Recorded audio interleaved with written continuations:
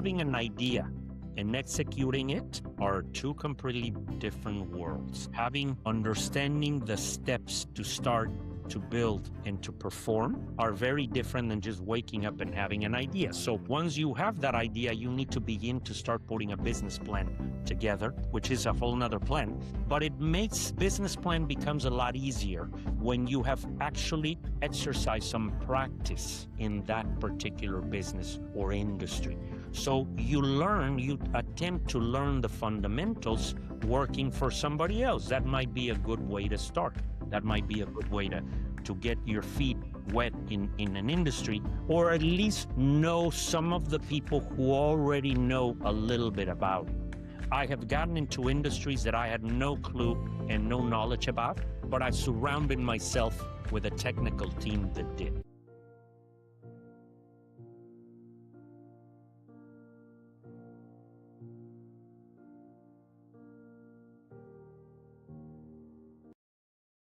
Welcome to another episode of Business 101 podcast. I am your host, Ayo Oye. I personally think about this podcast as kind of my own, fireside chat where I speak with founders, executives, and career professionals, who have done incredible things, who have gone against the tide, made decisions that have set them apart from the pack. And I try to understand, what are the decisions that made all the difference for them? What were the choices that they made that kind of made them different and gave them the kind of outcomes that they had? And I'm glad to be able to share these experiences and these conversations with you guys. Today, I'm speaking with someone who has done incredible things, as you can tell. Jose Berlanga. I hope I'm pronouncing that correctly. If I'm not, Jose, please forgive me. Jose has built not one, but 4 successful multi-million-dollar businesses. And, these businesses have ranged from petrochemicals to real estate and then to coffee retail and the whole, 9 yards. And today, Jose is going to be sharing with me some of his personal philosophy, business philosophy, how he thinks about the kinds of businesses that he invests in, enters into, builds, and what his, personal guardrails have been for ensuring that these businesses become successful, not once, not twice, but over 4 repetitions. All of that being said, welcome to the podcast, Jose. It's very, very nice to be here. It's my pleasure to have you. And also, I intentionally didn't read out a big part of your profile because I wanted you to do that, right? I want to give you some minute to just speak to me about your background, educational, business-wise, before you went into entrepreneurship, and what that journey has been like for you, starting from being, say a high school, like college student, to then becoming a successful multi-business owner. Well, they often say that a lot of good entrepreneurs weren't very good students, and that was my case.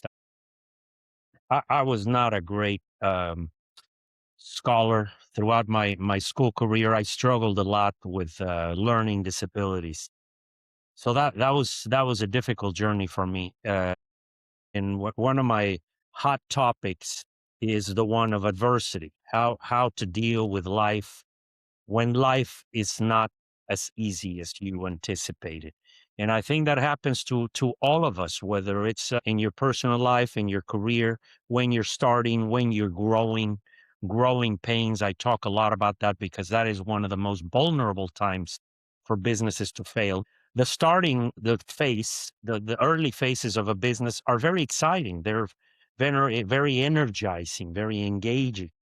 But at some point when you plateau and when you start hitting a lot of bumps on the road, things start stagnating and things start starting to get very, very difficult and challenging. So, but yeah, my career, my early career was always difficult. My school career was challenging. So suffered a little bit from distraction, dyslexia, ADD, and all of those things.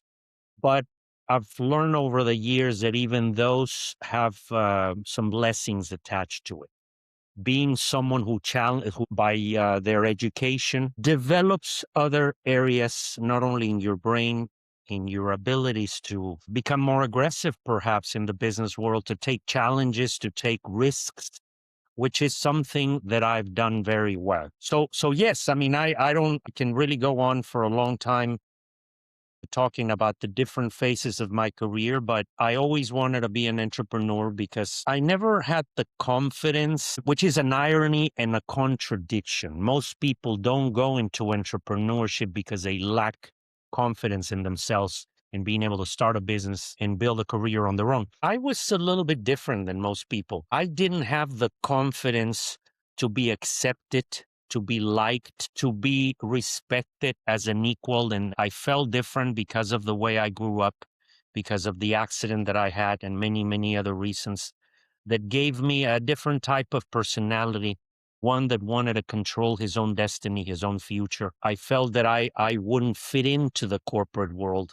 So I talk a lot about whether entrepreneurs are born or they are made out of their circumstances. And that's a question that I've always had about myself, whether had my journey been different in my early life, had I been an entrepreneur anyway? And I guess I'll never know that answer, but ultimately I chose to take control of my future, to figure out how to create my own job, to not depend on other people, to not depend on a boss or on a company or a corporate ladder in order for me to do better. And as an entrepreneur, you can obviously become the best, just like in the Army, the Navy, Marines, the best that you can be. It's the future is in your hands. And thankfully, eventually I did well, although through a lot of ups and downs, a lot of adversity, a lot of failures. Another one of my very, very hot topics.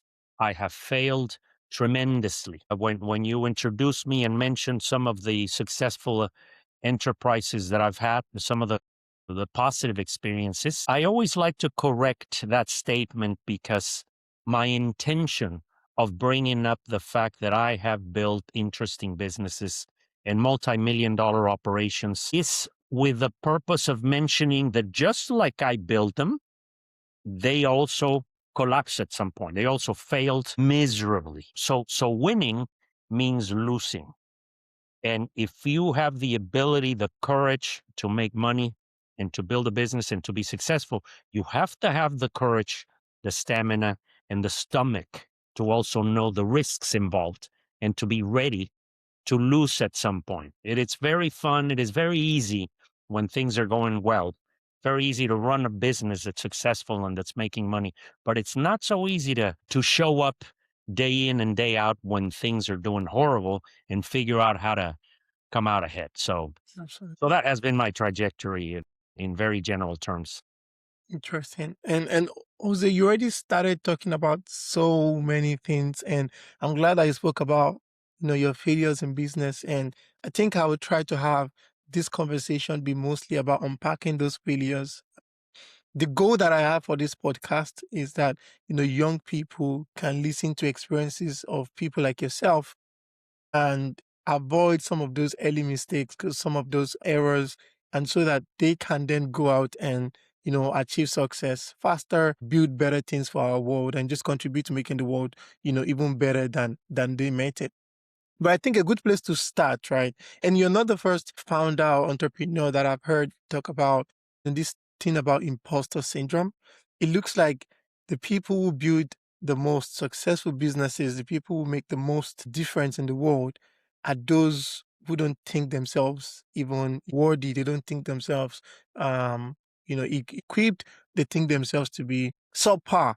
And for some reason, it's like that's a requirement, for pouring yourself into something and building something that actually, changes the world and makes the world a better place. So I think that's a good place for us to start, right? So my first question is going to be, how did you think about the kinds of businesses that you know, built and started, right?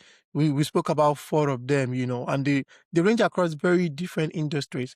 Sitting across the table here, I struggle to see a common thread, in those kind of businesses.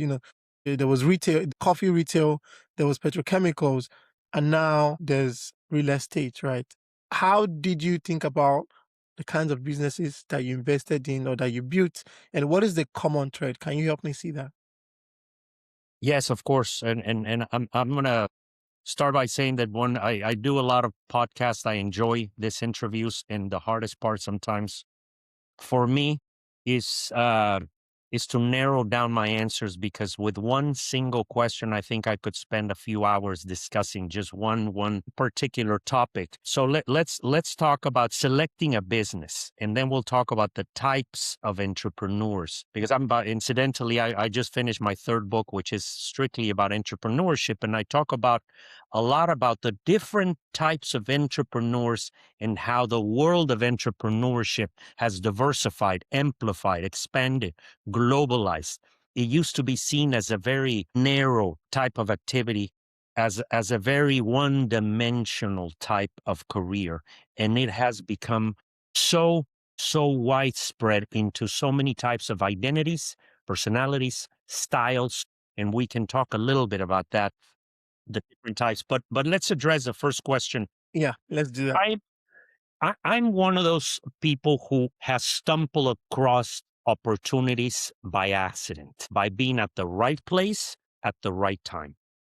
But I will add something else. In order to be at the right place at the right time, you have to position yourself. Somehow, you have to contribute a number of aspects and ingredients that will help you have better probabilities of finding the right place in the right time, which is build a know-how. Know what you know what you don't know, understand what your strengths are. Are you a numbers person? Are you a creative person? Are you a technical person? Do you like medicine? Do you like science? Do you like whatever type of industry you're into? And identify that early on in life. I think that is the number one ingredient. What do you like? What do you enjoy? What are you good at? Where do you want to focus your strengths, your qualities? Because if you don't start from those fundamentals, it's very easy to get distracted into the wrong career, into the wrong path. And if you don't know how to communicate what those are, people who are looking for other participants in their business with your characteristics, they will know about it. So you have to market yourself. And from the time I was very early in my career, people know me as someone dependable. I knew how to sell, I knew how to market, I knew how to negotiate. I was always punctual, I was always there, I was always busy. I always did what I said I would do. And people relied on me to partner in other deals. I was not the scientific creative, the type of person that one morning woke up with an idea or an app or a technology or an invention, although I did a lot of that later on in my career. But in the early days, I simply presented myself as somebody that could help start a business, help a business. I had contacts and I could facilitate things. So a lot of my friends who were more technical and scientific would bring me on board as a partner. Those were my first few transactions and early experiences in the business world. So you don't have to invent things and you don't have to really start it. You just have to put yourself in a place where perhaps you can be helpful to other people that are starting businesses, because there is such thing as sweat equity. There are, if you're willing to work for free, here's another one. You don't necessarily need to be the one that puts the capital or that starts the business. You see throughout history endless number of examples where somebody became part owner of a company because they contributed part of the work. They either took the administrative, they either took the technical aspects, they either took the product and marketed and brought it to the world, and they provided some of that sweat equity. So I did that in some of my early businesses. You mentioned four of them, but I've been involved in dozens of industries. There are not many. The food industry, distribution, I've been in the tire business, I've been in the manufacturing, I've been in the travel industry, I've been in the exporting machinery for oil and gas, paper products, on and on and on and on. There's Oh, an array of businesses where I've either partnered or contributed or invested. And that is one of the ways to start a business, is to know that you want to be in this world and begin a process of elimination, which is, what am I good at? What are my strengths that I could provide to an entity. And then you start moving to the next phase, which is what are some of the particular industries that can use those specific characteristics? So those are some of the fundamental steps. And obviously there's a lot more, but without making the answer way too long, I would say those are the initial steps to identify yourself as an entrepreneur. Amazing, amazing. And Jose, every time you answer a question, I just see so many ways that we could literally take this conversation. I And know. I'm so glad that you spoke about, the possibility of creating your own luck. It's something I personally believe that, you know, we can engineer ourselves into luck, increase our own possibility, our own probability of being lucky, right? I think about, you know, luck and getting successful as a numbers game. It's kind of a fraction, right? You have the numerator and the denominator, right? And there are two ways in which you can increase the final answer. It's either you keep the denominator constant and you increase the numerator, or you keep the numerator constant and you shrink the denominator. And it looks like you're speaking more about the first one, right? Um, and I like what you said about starting from a place where you understand your specific talent, your specific characteristics, the strengths that you have, and then figuring out what industries would consider this strengths, these capabilities as being valuable, and then going from there. I feel like that problem is the problem of choosing what to do, especially in the age of AI.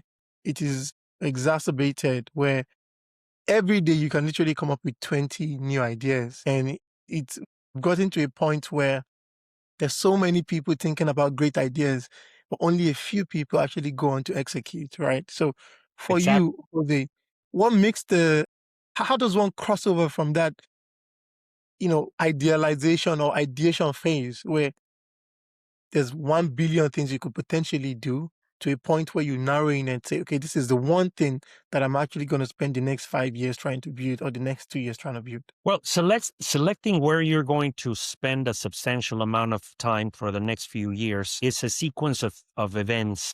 I wouldn't say it's something that you just make a quick decision. It's a process of elimination. For example, another recommendation is to not jump into an industry just because it sounds like a good opportunity or a good business. That's a good formula to fail. You don't just wake up one morning and come up with a brilliant idea. There has to be something much more fundamental, which is either you have worked in that industry and you understand it. You've been in manufacturing and distribution. You've been in real estate. You've been in investing. You know the stock market. What is it that you understand a little bit about? I don't think businesses should be just a simple flash of a genius where you one moment think of something. Yes, it happens, but it's rare. So I think things that have to gradually come together. Again, going back into what are your talents and where do you have better probabilities of investing sometimes. So if you are attracted, once you identify what are some of the things that attract you and that you have some qualifications for, and start understanding those industries, you either try to find people that are already in those industries and executing those activities because you nailed it. Having an idea and executing it are two completely different worlds. Understanding the steps to start, to build, and to perform are very different than just waking up and having an idea. So once you have that idea, you need to begin to start putting a business plan together, which is a whole nother plan. But it makes business plan becomes a lot easier when you have actually exercised some practice in that particular business or industry. So you attempt to learn the fundamentals working for somebody else. That might be a good way to start. That might be a good way to get your feet wet in an industry, or at least know some of the people who already know a little bit about it. I have gotten into industries that I had no clue and no knowledge about, but I surrounded myself with a technical team that did. If I had a good idea, I would ask. I wouldn't assume, hey, is this possible? Can we partner and you bring this in and I bring that? idea and I'll put the money together. And all of a sudden you start carving the business concept. And once you get to the point where actually you think it's got some possibilities, it starts consuming your time. I think it's the other way around. You don't determine where you're going to spend the next 5 or 10 years. All you have to decide is where to start. And the business will start sucking you in a little bit at a time, where before you know it, you look back and it's been 5 years. Mm. Quite the business will dictate. The idea will dictate a few weeks, a few months into it, if it wants more of you, if it needs more time, if it's going in a direction where you thought it was going, and it'll start pulling you in. I've gotten into businesses where I thought I was going to invest a year because I was going to put the deal together, bring in a team, and pass it on to someone else to operate it. And a decade passed by. And the business sucked me in at a level where it actually worked. So it required more time than I thought, more management than I thought, more investment. And 1 year went after the other. So I don't think you make those decisions. I think the business has a life of itself. So to answer the question again, all you need to do is start. Start on something that attracts you. Start on something that interests you, where you feel qualified, where you feel that has probabilities and possibilities, and get started. The rest is going to be determined by the business. But don't just do it for the money. Don't just do it because you think it's going to make a bunch of money, because that's another formula to fail. If you're just trying to invest your time and your abilities, your talent to make money, it rarely happens because it loses the passion, it loses the purpose, it loses the focus.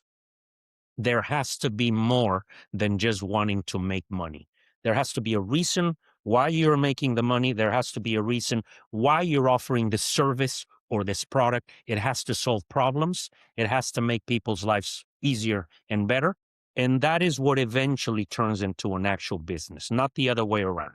So I tried every time that I've gotten into a business because I thought I was going to make a bunch of money. It doesn't work. I end up losing time and investment and energy, and it rarely happens because there was no fundamental initial trigger that would turn this business into something more useful for the public. It was just a transaction. It was just a quick way to make money. It wasn't well thought of. It wasn't well designed.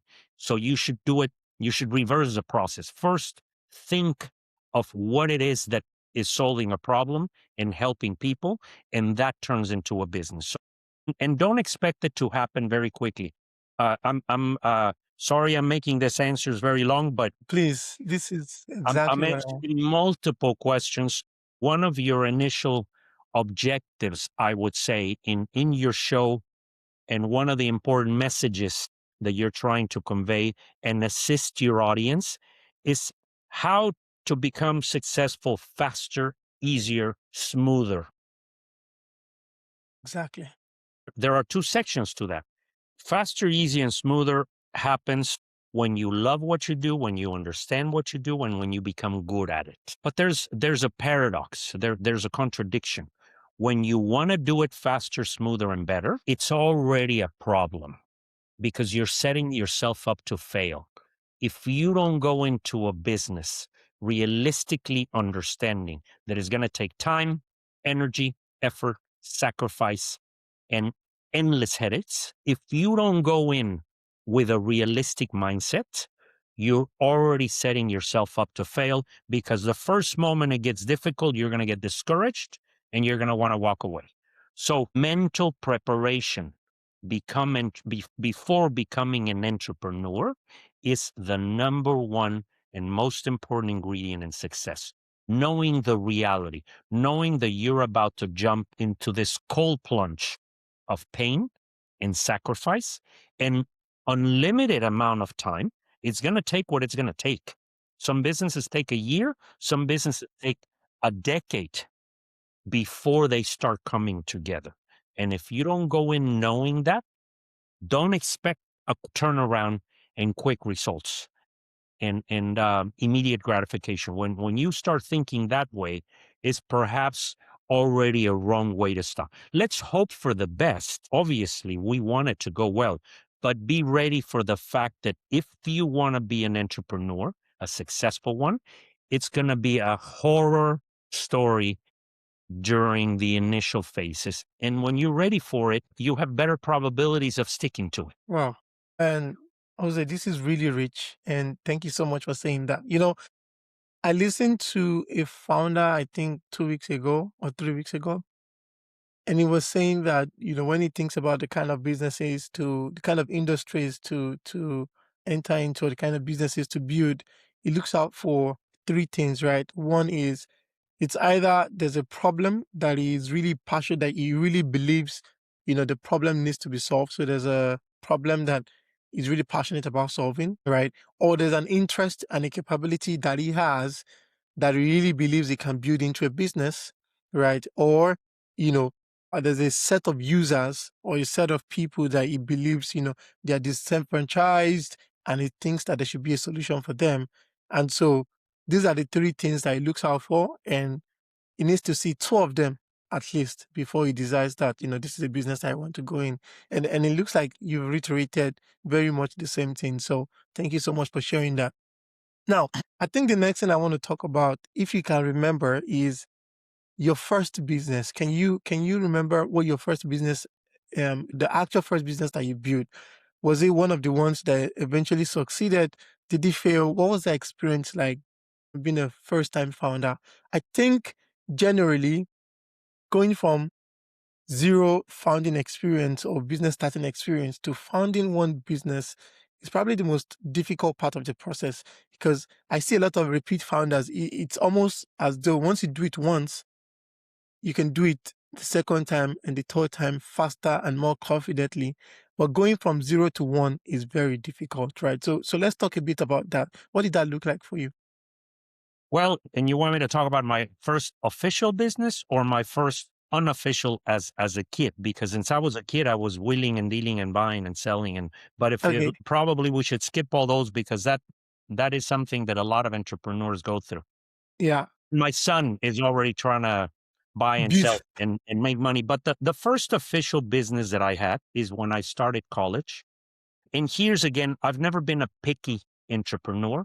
I've been a very realistic one, extremely. I'm a very humble entrepreneur. I talk more about my weaknesses, my deficiencies, my failures, my obstacles, and my adversities. I have those very, very clear in my mind, more than my talents.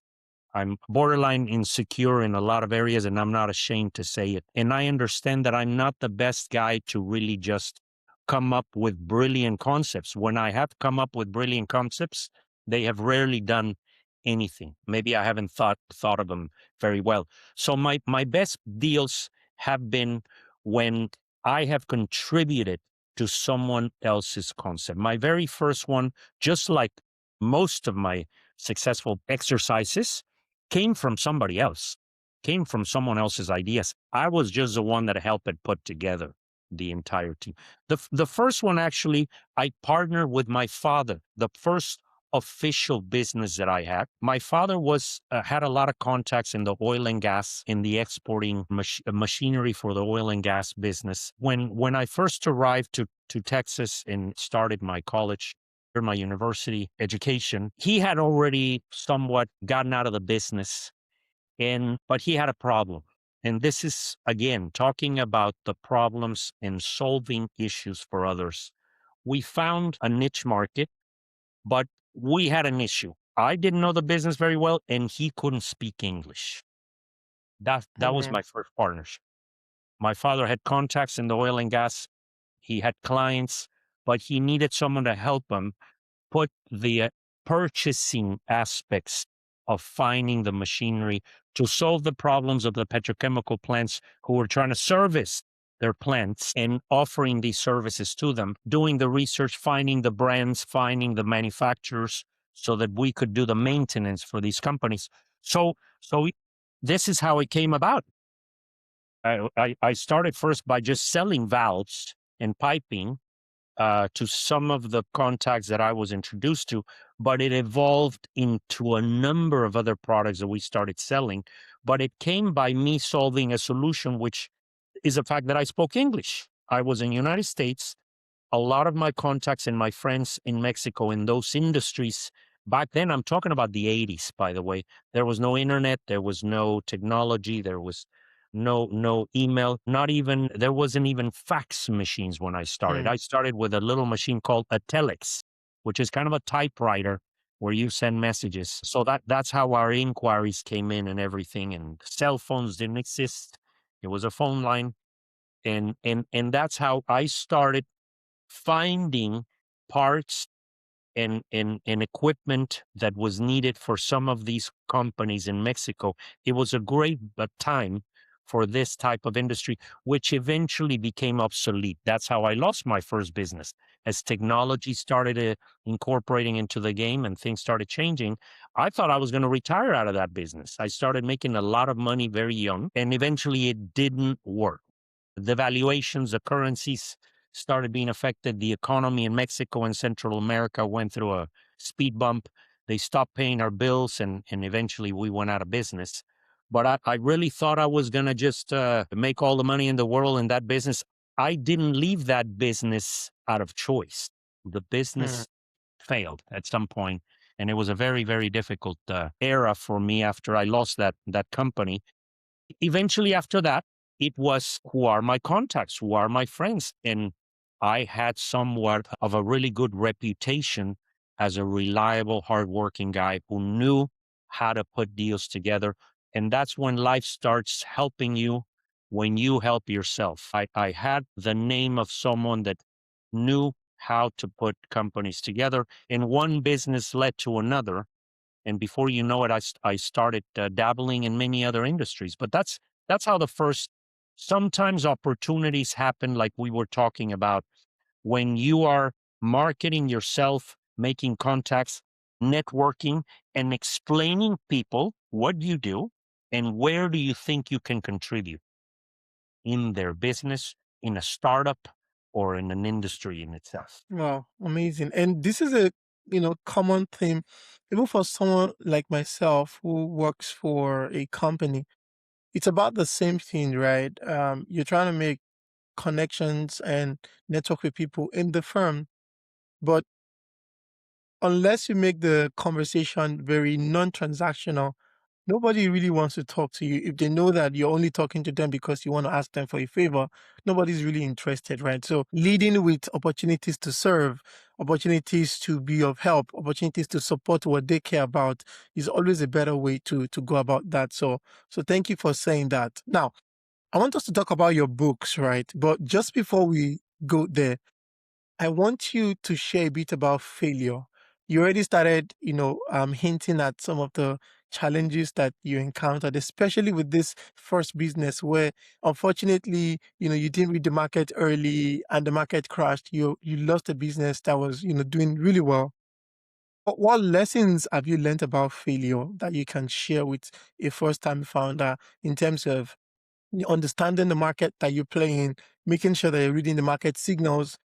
If something is going to go wrong, you're on top of that. Just in the unfortunate situation that you get caught up in the middle of a mess and something goes awfully wrong, how do you pick yourself up as a founder and find the confidence to go again? Well, I'll break that in two.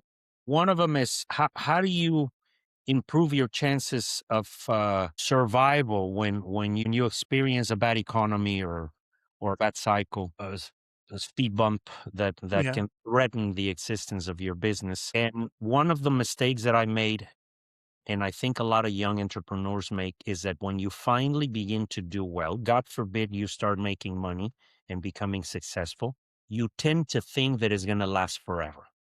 We tend to think that this good run, whether you're in sales, even now in the real estate, I know endless brokers that we have good years and they spend all their money and they think they're just going to keep doing well just because things are at that particular moment in a successful era. And one of the things I would have changed is that when I started doing well, I should have known that it wasn't going to last and I should have prepared myself. So in my earlier couple of businesses, there were moments when things started doing well, and perhaps I should have acted more conservatively, put money aside, not grow as rapidly. We get a little aggressive trying to build the business very, very fast. Leverage. In my books, I talk a lot about leverage. Most of the businesses that I've been involved with are very capital intensive, and you have to borrow tons of money in order to make money. And in that process, leverage is a double edged sword. Borrowing money can catapult your business and build it and help you When you can grow. wreck it. Yeah. But if the economy changes, it's dead weight. It can kill you immediately. So you have to start learning reserves. How much could I sustain my business in the event that things get very difficult? So Yeah. that is one part. The moral of the story is when you're doing well and make money, start putting money aside and for a rainy day, and understand and be thankful and have gratitude for the fact that right now it's doing well, but things could change. So always be ready for changing economies. And if you happen to go into a circumstance where that you couldn't have prevented, or it is what it is, and the business failed, and even as a career executive where you lost your job, where you lost the opportunities that you had, and have to start all over. I don't think I could, with a straight face, tell anyone not to worry and not to stress and not to feel the emotions that one has to go through, because it's impossible. I went through it. The fears, the scariness, the sleepless nights of having lost a business that failed, in having circumstance of having to start all over and not Yeah. even know how. So it is okay to feel the process. But Yeah. what I don't think it's okay is to remain there for too long. Mm. Little by little, you snap out of it, you get up, you dust yourself off, and you figure out that you have to move on and start again the same way you did. You readjust. One big one, I'm going to go back. One of the biggest issues is that when you do well, you start adapting yourself to a certain lifestyle. You race, you live in a better place, you have better homes, you go to nicer restaurants, you have a Yeah. lifestyle. And one of Lifestyle the inflation. Yeah. yeah, when you lose a business, when you lose your job, when some setback is presented in life, all of a sudden the reality you once knew is no longer there, and this is the tough one. This is a tough pill to swallow. So getting through that denial phase that the life that you had is no longer there is something that needs to be there.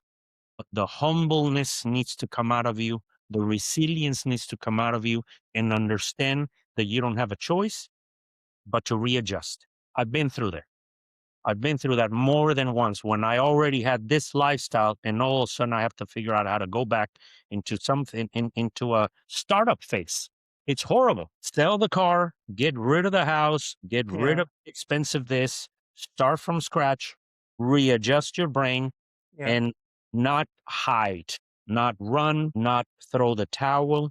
Just say, hey, if every successful person, every millionaire, billionaire, in person that got there had to go through this. And if it was that easy, like they say, everybody would do it. So just put your big boy pants and cut all of the extras, all of the luxury, readjust yourself, explain it to your loved ones, and start again. I've done that more than once. It's painful. It's horrible. It's a moment of realization that very, very few people have really understood. And before you know it, one day, not only you snap out of it, but things begin to work out. But it is the people who don't skip the denial phase and remain in the pain and remain in the failure and refuse to understand that there is a new beginning, sort of like a relationship. When you lose a loved one, or when something goes wrong in a marriage and you have to start again, we go into a denial phase and we think that things are never going to be okay again. So you have to convince your brain and know that it will be okay. And we just have to go through this and start again and build that strength, build the courage, the stamina, and it takes a little bit of a process, but it is possible. Just know that it is what it is, and this is the game of life. It's not supposed to just be a linear success, and it's not Yeah. supposed to always work in your favor. That's what tests real entrepreneurs and real successful men and women, being able to get up, because everybody can do well when things are booming and blowing and going. That's fun. That's easy Yeah. for, but can you lose it all and start again? That's when things matter. And that's what shows your character, your identity, and what you're made of. Can you do it all over again? And they say that sometimes it's better to not have had a bunch of money and lose it. It's better to never have had it than to have it and lose it, because the pain is horrendous. So, but yeah, just know that if you did it once, you can do it again. It's a lot of work, and it's the journey that's exhausting. This was the hardest part for me, because it's almost like running back-to-back marathons. You know, you're exhausted, you're drained, you just built a business, you made money, you just ran 26 miles, and all of a sudden they move the target further away. And when you're tired, and are you kidding me? I have to do this again? So you just take a deep breath and take a little time off and readjust your brain and do it again. So it's a very mental game. Entrepreneurship is not physical, it's not about being smart, it's about emotional control, managing those ups and downs. You've mentioned so many important things, and I just want to make sure that I'm highlighting them right. Like you said, it's easy to be a forex trader when the market is growing, right? But the real test of whether or not you're a good trader is when the market is crashing. And there's a bunch of things that you said that I just want to make sure that I'm properly highlighting. One is the fact that in the good days, in the good times, when you're making a lot of money, it's easy to, you know, orient yourself and believe that it's going to be sunny for the rest of your life. But disciplined founders, disciplined business people have, the mental agility to remind themselves that things can go wrong. So one, they put money aside, have, investment managers, have savings. They don't put all of their life life savings or life, all of their investment into any one business. They have a plan for the bad days. And in the bad days when things are wrong, they also have that same mental agility to, pick themselves up, remind themselves that, it's just a part of life. You mourn the losses for a period of time, but you dust yourself up, give it another try. And before you know it, you're back to where you used to be. Those are really, really critical lessons. And I want to thank you for saying that. Now, I wanted to talk about your books, right? You've had two published books, and there's one on the way, specifically speaking about entrepreneurship, right? I want to give you some time to connect the dots across the three books that you now, have published and have on the way. What exactly is the business philosophy that you're trying to get across? What is it about your business philosophy that you are trying to communicate, especially with the third book on entrepreneurship? What are we going to learn when we read that book? When you read my books, and by the way, they all resemble, although my first two books are more real estate oriented, The Business of Home Building.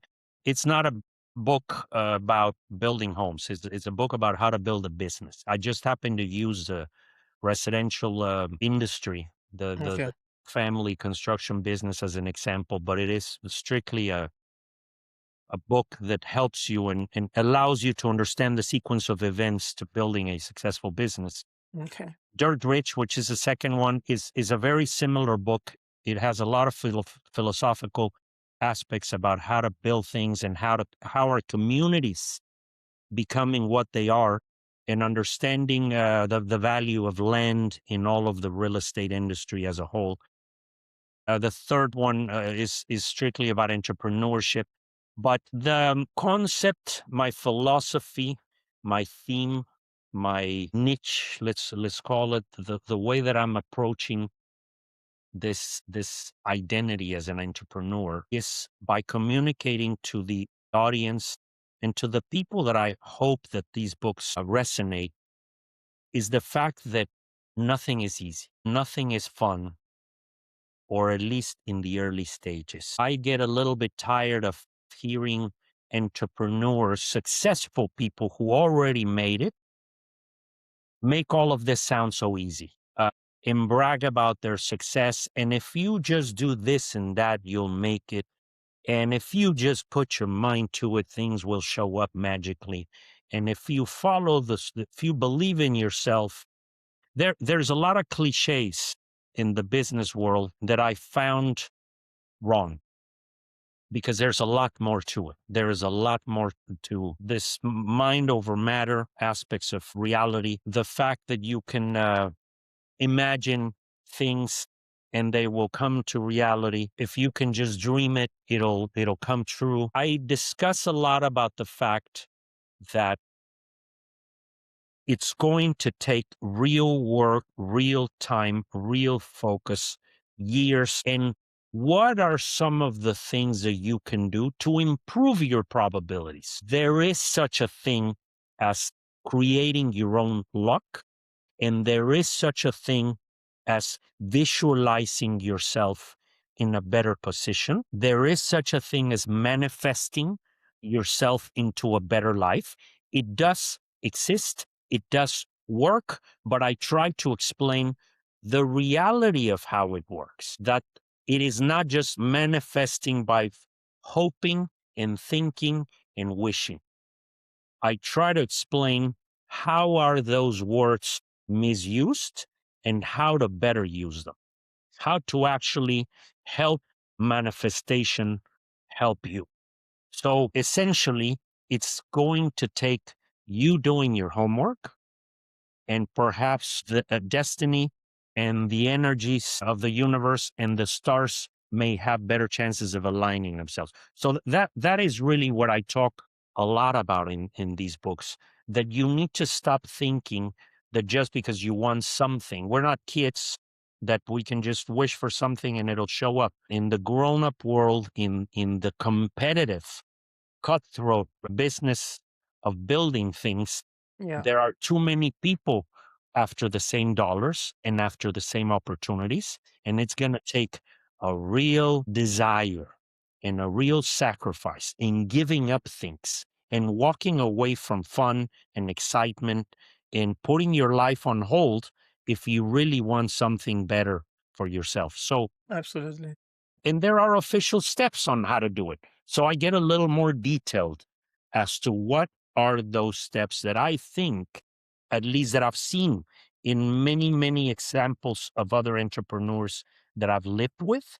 I see how they live. I see how they think. I see how they act. I see their habits. I see their routines. I see what they give up, their identity and their personalities enforce these results. So something we talked about, expectations and decisions, the type of decisions. Everybody wants to be the boss. Everybody wants to be the leader until it's actually time to make those tough decisions. Yeah, All of a sudden, or until it's time to face these failures and have to make a big decision, for example, that could make you or break you. And all of a sudden, you don't sleep the whole night trying to make one simple decision or 100 little ones. So everyone wants to be the boss, but I don't think everyone understands how difficult and how emotionally stressing it is to be the boss and have to make tons of decisions by the hour that yeah. could affect the rest of your life, the rest of your, and not only the rest of your life, but can impact all of Other, the results that you've had for many, many years. I mean, in one bad year, I've lost what I did in 10 years. And it takes a real tough stomach to be able to digest, to metabolize, making decisions that perhaps took you in the wrong direction. And that's what being a leader is, being able to have the accountability and the tolerance of the decisions, the outcome, and the results of the decisions that you made. amazing. Thank you so much for saying all of that. You've spoken about some of your own personal experiences, right? And some of the things that you've seen work for other people as well, right? Now, I know a lot of people learn from personal anecdotes. They want to know how built your businesses. Some of the things that you're speaking, they want to see it in individual context and And it's amazing that, you've been able to put those personal experiences, but not just those, also universal truths and all of that into the book. So I think it's going to be an interesting one. I would love to grab a copy myself. So can you tell us where to get those books when they're out, when to expect the third one, and logistics like that? The next book, the entrepreneurship book, will be out in the next 30 or 60 days. Okay. Dirt Rich in the Business of Home Building, they're already out on pretty much every platform on Amazon and every platform that sells books. So yeah, they're available, and I'm very excited. I'm having a lot of fun doing this because it's been very rewarding to me, and I've had a difficult career. I've had a very, very challenging road in the process of making things happen. And I try to explain people that you truly need to obsess over whatever it is that you want. Yeah. It's not a hobby. It's not optional. It's not a pastime. Becoming whatever it is that you want to become, just ask any successful athlete, any successful entrepreneur, anybody who has achieved anything of meaning. They have to obsess over it and walk, sleep, eat, and practice this activity that you want to become good at 24/7, and that's part of it. You're very right. I think I was watching an interview with Michael Jordan, or maybe I heard someone say that they were watching it, and it was talking about how obsessed he actually is with basketball, and how that even in practice, right, he always needs to win, even in practice. Like, he conjures up, you know, event in his head, and he says things like, "Oh, they don't think you're good. They don't think you can do it." And he gives himself that kind of internal motivation to dominate even in practice. And it just goes to talk about how obsessed one has to be with whatever solution you're trying to be, whatever problem you're trying to solve, and the level of intensity that is required to actually build something of value. So thank you so much for Yeah, saying that. Now, actually, I know that he played I've taken basketball. you, yeah, exactly right. And I know that I've taken you away from, all of your businesses, and it's been almost an hour. So this will be my last question, but I just want to give you the opportunity to think about any other thing that is on your mind that we haven't spoken about, right? So what else are you trying to leave us with as, final words, parting words, anything else that you have on your mind that we haven't quite touched on today? Well, there's always a lot of them because this is such an interesting subject for me, which is how to improve yourself, how to try to little by little become a better version of yourself. And Exactly. I always like to say that that can apply not just in business, but in everything. Improving your relationships, improving your friendships, improving your career, your Yeah. schedules. It's truly understanding that you want to be a better person, that you want to do better for yourself. And I always like to mention that it is important for all of us to match our desires with the reality of what it takes to obtain them, Mm, and to not hope or think that we can achieve things. I want to have a better relationship, but I want the other person to put the work. Being unrealistic in expectations is something that a lot of us tend to do at times. And something that I really, really try to focus now as I've gotten older is to try to understand my identity. What is it that I like? What is it that I'm good at? What is it that I can contribute with? How it is that I can be more patient and more helpful to the people around me? Sometimes when you have that mentality of helping and of gratitude and contributing, somehow things come back to you and your life ends up doing a little bit better. So make that effort and understand that anything takes a little bit of work, effort, and time and sacrifice. So don't waste minutes doing random things, especially when you're looking to improve yourself, because mm, those minutes add up. That's something else that I've been practicing a lot. For for uh for a while I didn't realize how In the morning, I could have used a few minutes to organize myself and utilize my time better. And when you start adjusting and reorganizing and planning, it's amazing how much progress you can make in one single year, how you can learn a new talent, a new skill. These books that I'm writing, I'm just doing them in my spare time. It's amazing how in your spare time you can build something interesting. A Yeah. lot of people say, well, I don't have time to become an entrepreneur because I have a job and I have a family, and but maybe on a Saturdays or in the evenings or early, get up a little bit of earlier and work on your business plan. We always have spare time to become better. Wow. So, guys, this has been an incredible conversation. And if you haven't subscribed, I encourage you to consider subscribing to this channel for the conversations like this. It's been my pleasure to host Jose on this conversation, and I'm going to have the description to the Amazon links to all of Jose's book, Death Rich, and the one on entrepreneurship that is coming out. And there'll be contacts on how to reach out to Jose if you'd like to have conversations with him after this. But it's been a honor. It's been a pleasure to speak to you, Jose. Thank you so much for making the time to be here. Thank you so much. Thank you, Ayo. I really, really appreciate it and enjoyed it. Of course. Thank you so much. And I'll see you guys in another episode of the Business 101 podcast.